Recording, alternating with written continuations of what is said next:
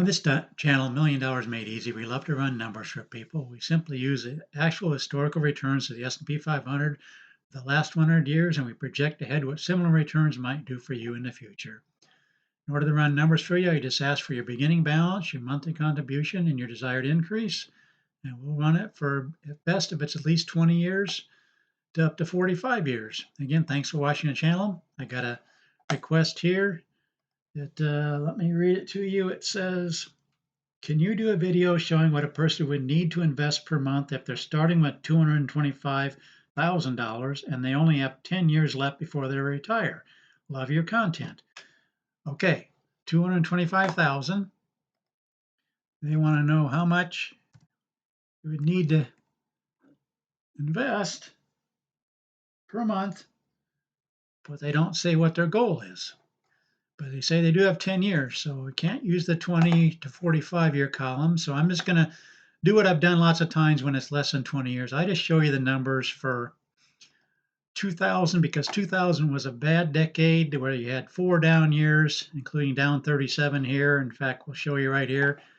This decade, we don't know what the next 10 years. The 10 years going to be like the 2000s? Are they going to have a good decade like the 80s and the 90s? Nobody knows the future.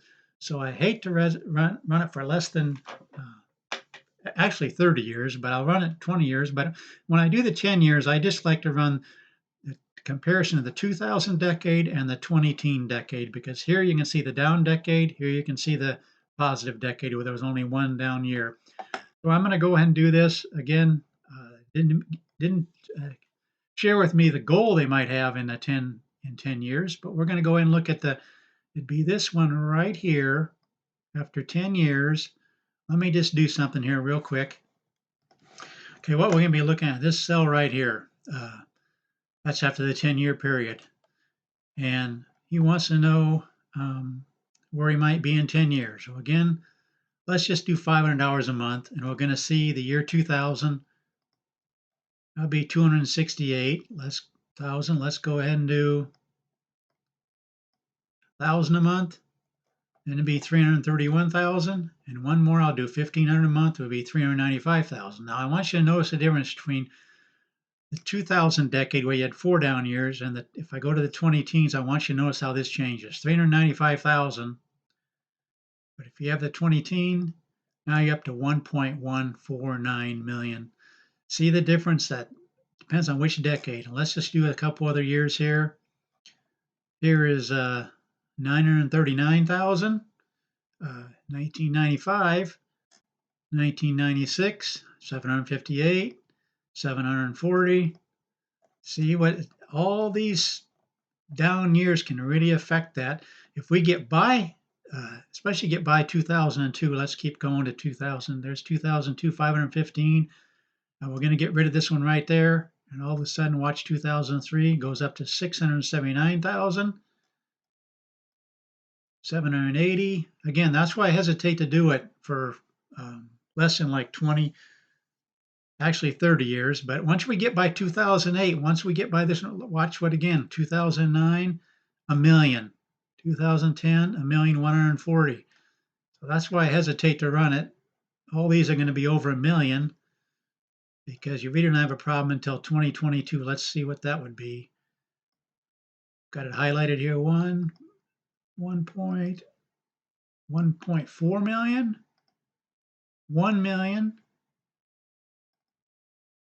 and 1 million when you start getting this down 18%. But you can see what a difference a decade can make between 395,000. This is at $1,500 a month. I'm not sure what the goal was. 1,000 a month would be 331, as opposed to 2010 would be a million. Again, all depends on what's happening in that decade. $500 a month, 918,000. You're basically close to a million if you catch the right decade, but you catch the down decade and you only have 268,000. That's why I don't like to run it, because it tends to even out over a long period of time. If you have like 3 decades, you're going to, even if you have a down decade, you're going to catch a couple of good ones. That's just historically what has happened over and over and over again.